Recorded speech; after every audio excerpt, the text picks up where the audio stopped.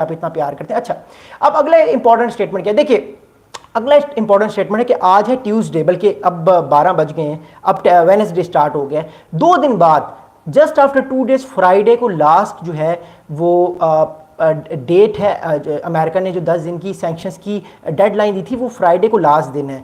Donald Trump साहब ने कहा कि Friday will be the last day. अगर उसके उस वक्त तक जो है वो जिन कंट्रीज ने तेल ले रहे हैं वो लेते रहे, तो डोनाल्ड ट्रंप साहब ने आज फ्लैट आउट कह दी कि मैं उन पर 100% टैरिफ लगा दूंगा। मतलब 25% या जिन कंट्रीज पे 30% लगे हैं वो प्रॉपर 100% फ्लैट टैरिफ होंगे, जो आने वाले वक्त में उन लोगों के लिए मामला जो है वो खराब हो सकते हैं। That's a very important thing. तो देखते हैं आने वाले वक्त में क्या होता है। बट अब मैं रशिया यूक्रेन वॉर पे जाता हूँ। देखिए यूक्रेन भी अब ऑफेंसिव पे, ऐसी बात नहीं है। पिछले 3 हफ्ते से जब से अमेरिका ने अपना मिलिट्री इक्विपमेंट कर दिए यूक्रेन को, यूक्रेन जो है वो डीप इनसाइड रशिया स्ट्राइक्स कर रहा है, मॉस्को पे भी हमले कर रहा है, सेंट पीटर्सबर्ग पे भी हमले कर रहा है, और भी अंदर जाके रशिया के वो हमले कर रहा है। और रशिया को इस चीज़ की हीट फील हो रही है, इस चीज़ की उसकी कमी महसूस हो रही है। बट आने वाले वक्त में क्या हो सकता है, अब देखिए रशिया जब इस हीट को फील कर रहा है, रशिया भी फिर न्यूक्लियर स्ट्राइक्स की बात कर रहा है। लेकिन मसला इस बार ये है कि अमेरिका उस बदमाशी में आ नहीं रहा। अमेरिका भी कह रहा है कि ठीक है, अगर आपने न्यूक्लियर करनी है तो मैं डोनाल्ड ट्रंप हूं, मैं अपनी 2 न्यूक्लियर सबमरीन्स भेज रहा हूं। अब वी डोंट नो कि वो भी न्यूक्लियर सबमरीन्स हैं कहां पे, क्योंकि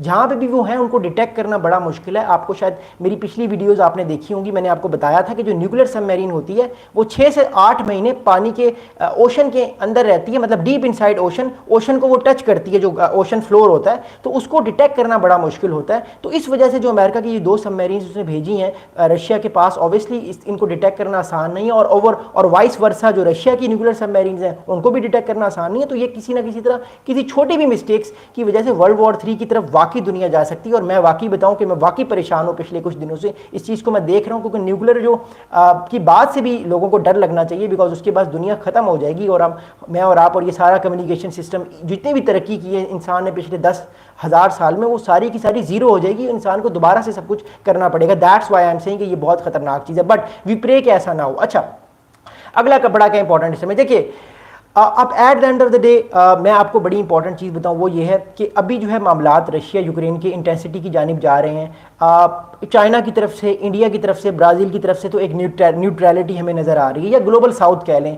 जो भी ग्लोबल साउथ है, ग्लोबल साउथ की जानिब से हमें इस तरह से जो है वो न्यूट्रलिटी नज़र आ रही है। न्यूट्रलिटी इस तरह के ग्लोबल साउथ के कंट्रीज़, इवन पाकिस्तान के सारे ममालिक कह रहे हैं कि जो जंग जारी है यूक्रेन रशिया में, ये वॉर जो है ये हम दुआ करते हैं कि ये वॉर ख़त्म हो जाए। But the thing is that हम ये भी चाहते हैं कि ये जंग दोनों ममालिक की अपनी पर्सनल जो है विलिंगनेस पे ख़त्म हो, ये किसी मुल्क की साइड नहीं ले रहे। अब इसकी वजह से अमेरिका बड़ा परेशान है कि ये मुल्क क्यों किसी मुल्क की साइड नहीं ले रहे, ये तो रशिया के अगेंस्ट होने चाहिए, रशिया ने इन्वेजन की है इसके अगेंस्ट होने चाहिए। तो ग्लोबल साउथ के ममालिक एक आर्गूमेंट लेकर चलते हैं, वो कहते हैं अमेरिका भाई देखिए, जब 2003 में आपने इराक पे हमला किया था तब भी हम कह रहे थे कि ये जंग गलत है, ये जंग नहीं होनी चाहिए। उस टाइम तो आपने उस जंग को जारी कर दिया, जो पूरे का पूरा इराक आपने तबाह कर दिया, आपने जो था वो सद्दाम हुसैन को फारिग कर दिया। उस टाइम तो आप लोग कह रहे थे वो ठीक है। आज जब एक बड़े मुल्क ने, रशिया ने इस जंग को शुरू किया, जो कि ऑब्वियसली जंग नहीं होनी चाहिए, we all condemn it, but आज ग्लोबल साउथ ये कह रहा है कि आज रशिया ने जो इन्वेजन किया, आप इसको इन्वेजन कह रहे हैं, अपनी इन्वेजन को आप कह रहे थे कि ऑपरेशन